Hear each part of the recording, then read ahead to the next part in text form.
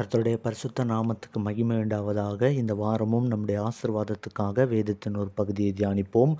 ஆகாய் 2ஆம் அதிகாரம் வசனம் 19.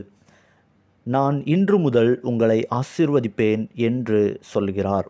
இந்த இடத்துல ஆண்டவர் ஒரு அழகான ப்ராமிஸை சொல்கிறார். நான் இன்று முதல் உங்களை ஆசீர்வதிப்பேன்.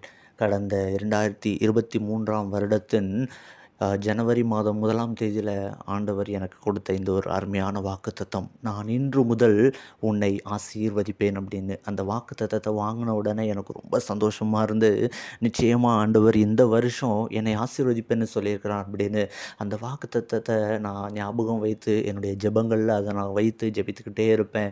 அப்படியே ஒவ்வொரு மாதங்களும் போய்கிட்டே இருக்குது.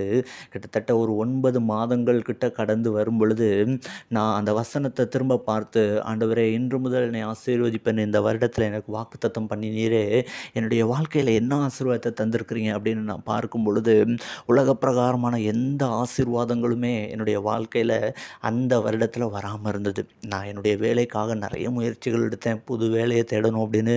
ஆனால் எல்லாமே ஒரு ஃபெயிலியராக தான் முடிஞ்ச ஒரு காரியமாக இருந்தது. அதே போல் திருமண காரியங்கள் அநேக கைக்கூடி வருகிற போல இருக்கும், ஆனால் எல்லாமே தடையாகி போய்கிட்டே இருந்தது.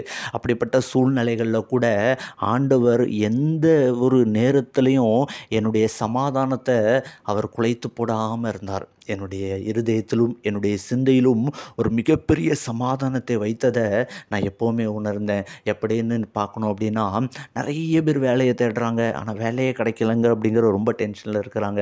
நிறைய பேர் வேலையை தேடி அவங்களுக்கு நல்ல வேலை கிடைச்சி முன்னாடி போய்கிட்டே இருக்கிறாங்க. எனக்கு வேலையை கிடைக்கவே இல்லையே அப்படிங்கிற எனக்கு எந்த விதமான டென்ஷனுமே ஆண்டவர் எனக்கு கொடுக்கல. நிறைய பேருக்கு திருமணம் ஆகுறது, நிறைய பேருக்கு கல்யாணம் ஆகுதுன்னு கேள்விப்படுவேன். ஆனால் அப்பவும் கூட எனக்கு இன்னும் கல்யாணம் நடக்கலையே அப்படிங்கிற எந்த விதமான டென்ஷனோ எந்த விதமான மன அழுத்தமோ ஆண்டவர் எனக்கு கொடுக்கவே இல்லை. அப்போ அந்த 9 மாதங்கள் நான் ஆண்டவருக்குள்ளே நான் யோசித்து பார்த்தேன். ஆண்டவர் எனக்கு கொடுத்த ஒரு மிகப்பெரிய ஆசீர்வாதம் என்ன அப்படின்னா, அவருடைய சமாதானம். அப்போது இன்று முதல் உன்னை ஆசீர்வதிப்பேன்னு சொன்னார்னா, என்னை ரொம்ப சமாதானமாக ஆண்டவர் வச்சிருக்காருன்னா, நிச்சயம் அந்த வார்த்தையை அவர் நிறைவேற்றுவார்னு நம்பினேன். அதே ஆண்டு முடிவதற்குள்ளாகவே ஆண்டவர் எனக்கு ஒரு நல்ல வேலையை ஆண்டவர் எனக்கு தந்தார். அதே போல் என்னுடைய திருமண காரியங்களையும் ஆண்டவர் ஒழுங்கு பண்ணி கொடுத்தாரு. நிச்சயமாக நான் சொல்கிறேன், ஆண்டவருடைய வசனத்தை அதிகமாக நம்புங்க. அந்த வார்த்தை மேலே சார்ந்து வாழ உங்கள் வாழ்க்கையை ஒப்பு கொடுங்க. அந்த தேவன் ஒருபோதும் மாற மாட்டார். அவர் வார்த்தையின் மேலே நம்பி அவரை சார்ந்து வாழ்கிறவர்களை நிச்சயமாகவே அவர் ஆசீர்வதிப்பார். இந்த வார்த்தையை ஏற்றுக்கொள்ளுங்க, அவருக்குள்ளாக காத்திருங்க, அனுதினமும் அந்த வார்த்தையை சொல்லி ஜெபனுங்க. நிச்சயம் அவர் உங்களை ஆசீர்வதிப்பார். இது உங்களுக்கு ஆசீர்வாதமாக இருக்குமே, ஆனால் இதை மற்றவர்களோடும் பகிர்ந்து கொள்ளுங்கள்.